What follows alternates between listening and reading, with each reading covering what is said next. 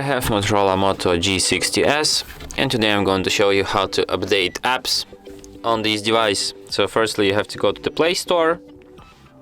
In the Play Store you should tap here, go to the My Apps and Games, and here you can see your